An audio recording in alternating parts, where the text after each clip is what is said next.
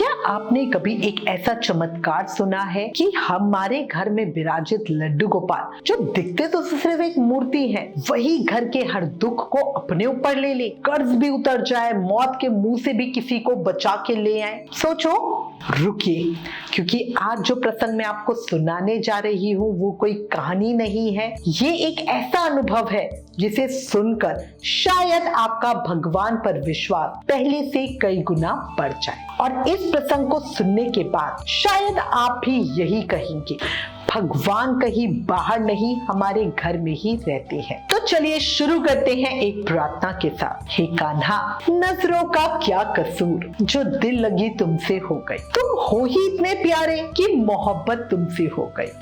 तुमसे पहले लाखों मिले थे मुझे, पर कुछ नहीं हुआ। ये सांवरी सूरत का कैसा कमाल था प्यारे कि तुम मेरे हुए ना हुए, पर मैं तेरी हो गई। बोलो बांके बिहारी लाल की जय, मोर मुकुट बंसरी वाले की जय, वृंदावन बिहारी लाल की जय। ये प्रसंग मुझे सुनाया मेरे एक बहुत ही करीबी मित्र राघव शर्मा जी ने, और जब ये अनुभव उन्होंने मुझे सुनाया तब सच कह रही हूँ, उनकी आंखों में ऐसे आंसू थे कि अभी सैलाब आ जाएगा। उनकी आवाज कांप रही थी। ये प्रसंग सुनाना बताना उनके लिए भारी हो गया था। ये प्रसंग, ये अनुभव खुद उनके जीवन का ही है और उनके घर में विराजमान लड्डू गोपाल की कृपा का अनुभव है।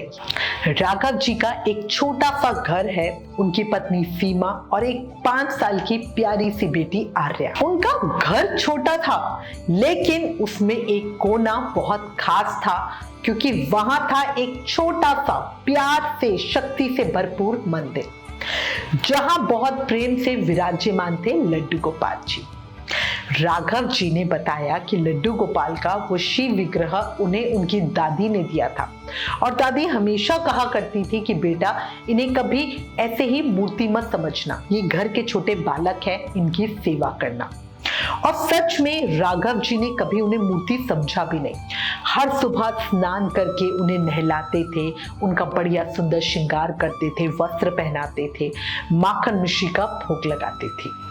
कभी कभी जब भोग हटाया जाता था तो मिश्री के दाने कम होते थे। पहले तो राघव जी को लगता था कि शायद ये बच्चों की शरारत है, लेकिन धीरे धीरे कुछ और ही महसूस होने लगा। सीमा जी तो उन्हें हर बार कहती थी कि मैंने तो भोग को हाथ भी नहीं लगाया, मिश्री कितनी थी मुझे नहीं पता। और छोटी आर्या हमेशा हंसकर कहती थी, मम्मी कान्हा मिश्री खा लेते हैं। उसकी बात को मासूमियत समझ के हर कोई टाल देता था, लेकिन शायद वो हमेशा सच ही कहती थी, क्योंकि बच्चों को है ना अपनी ट्यूनिंग पता होती है, उन्हें एहसास होता है। समय बदला और एक ऐसा समय आया जब राघव जी का व्यापार पूरी तरह ठप हो गया। देखो, हमारा जीवन है ना, हमेशा एक जैसा नहीं रहता, इसमें उतार चढ़ाव आते जाते रहते हैं, और जीवन में ना खुशी के पल कम होते हैं, दुख की रातें ज्यादा होती हैं, और ऐसा नहीं कि बहुत ज्यादा होती है, होते दोनों ऑलमोस्ट बराबर ही है। बट होता क्या है कि खुशी के पल हमें कम लगते हैं और दुख का समय हमें बहुत ज्यादा लगता है, ठीक है। तो अब इसी तरह राघव जी के ऊपर भी अब ऐसी वो भारी काली रात उनके जीवन में आ गई थी। फोन पर उधार देने वाले लोग अब ऊंची आवाज में उनसे बात करते थे। घर का माहौल बहुत भारी हो गया। सीमा जी की आंखों में चिंता और राघव जी के चेहरे पर हार साफ दिखाई देती थी।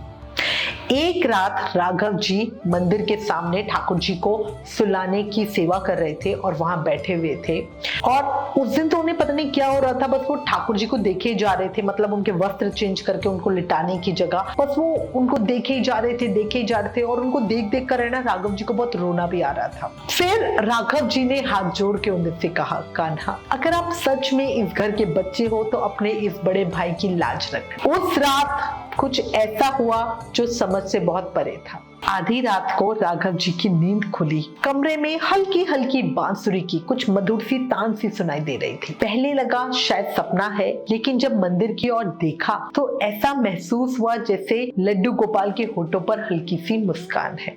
राघव जी थोड़ा सा डर गए, लेकिन दिल में उनके एक अजीब सा सुकून भी था। सुबह जब मंदिर खोला तो एक चौंकाने वाली बात सामने आई। लड्डू गोपाल के चरणों में एक छोटा सा चमकता हुआ सिक्का रखा हुआ था। वो सिक्का घर में पहले कभी किसी ने नहीं देखा था। सीमा जी ने साफ कहा, ये सिक्का तो पहले था ही नहीं घर में, ये चमकता सा सिक्का कहाँ से आएगा।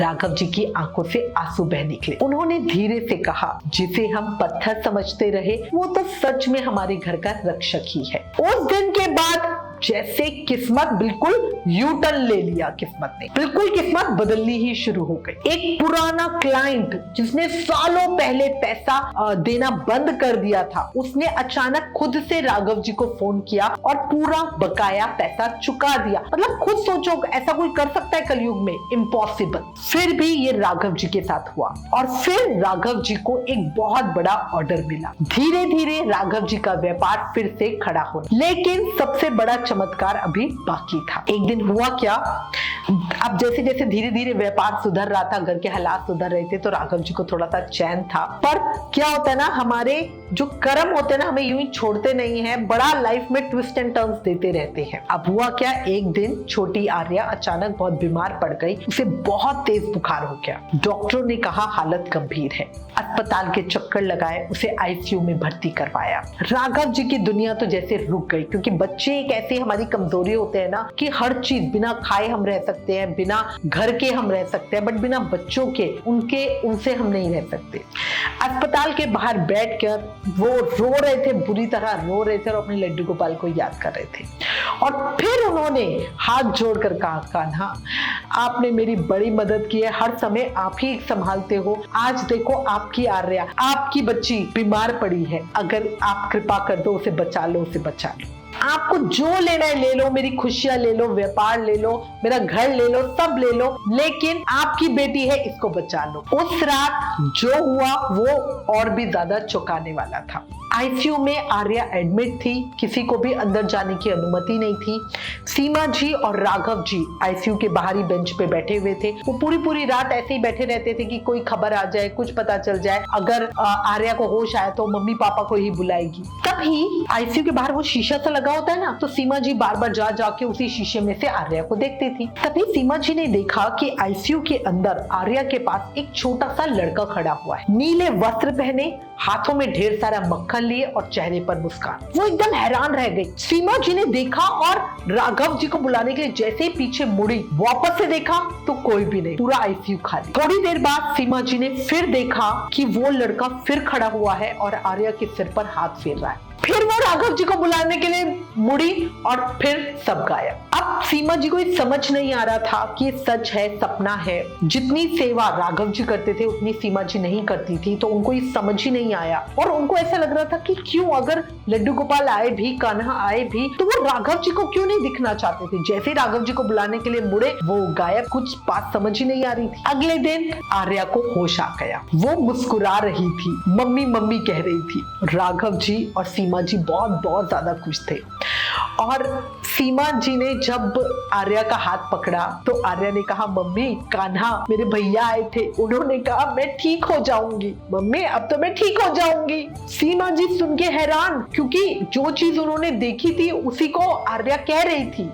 और ये बात वो राघव जी को भी कह रही थी रात को, बट राघव जी कह रहे थे कि नहीं तुम बहुत थक गई हो, तुम्हारी नींद पूरी नहीं हुई है, इसलिए तुम्हें ऐसा लग रहा है। बट अब देखो सीमा जी की बात को आर्या ने 100% प्रूफ कर दिया था। और ये बात पक्की थी कि रात में कान्हा खुद आए थे आर्या के पास। अच्छा, इससे भी ज्यादा हैरान करने वाली बात, डॉक्टर्स तक हैरान रह गए। कान्हा आए थे इसलिए नहीं, डॉक्टर्स ने नहीं देखा, बट रिपोर्ट्स में जो पहले हालत गंभीर आ रही थी वो अचानक नॉर्मल हो गई। मतलब डॉक्टर्स हैरान कि एक दिन में रिपोर्ट कैसे पलट सकती है। उन्होंने 3 बार टेस्ट किया, बट जो टेस्ट पहले इतने खतरनाक आ रहे थे उसमें अब सारे के सारे नॉर्मल रिपोर्ट्स आ रही हैं। और अगले ही दिन आर्या को डिस्चार्ज कर दिया क्योंकि वो बिल्कुल ठीक हो गई थी। उस दिन राघव जी घर आए और अपने कान्हा को देखा और उनसे लिपट के रोने लगे। सच्ची चमत्कार वहां नहीं होते जहां तर्क चलता है, चमत्कार वहां होते हैं जहां विश्वास पलता है। धीरे धीरे घर के हर सदस्य को ये बात महसूस होने लगी और सबसे ज्यादा सीमा जी, जिन्हें उन्हें मतलब लड्डू गोपाल की सेवा पहले बोझ लगती थी, बस वो राघव जी के कहने पर करती थी, आज वही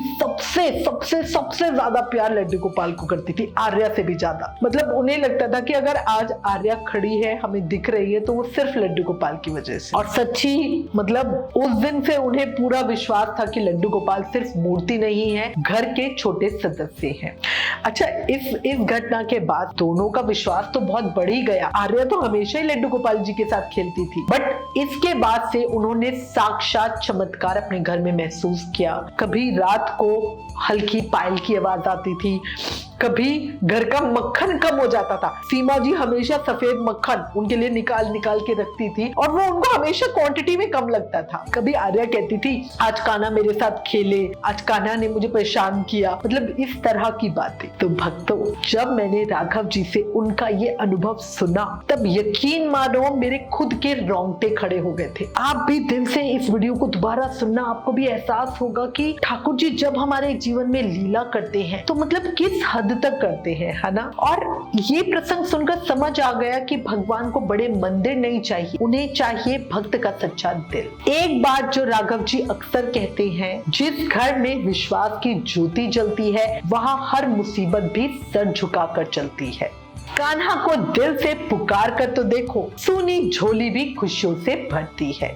तो भक्तों, अगर आप भी राघव जी की बात से सहमत हो और अपने घर में लड्डू गोपाल की सेवा करते हो, तो आज से ही सिर्फ उन्हें मूर्ति मत समझिए, उन्हें अपने घर का सदस्य समझिए, उनसे बात कीजिए, अपनी तकलीफें बताइए, क्योंकि भगवान दूर आसमान में नहीं रहते, वो वही रहते हैं जहाँ उन्हें सच्चे मन से पुकारा जाता है। कान्हा जी के श्री चरणों में दो शब्द, मेरे कान्हा, सांसों से बंधा है रिश्ता तेरा मेरा, कभी नहीं तोड़ पाओगे, तुम पास हो ना हो मेरे साथ हमेशा ही नजर आओगे।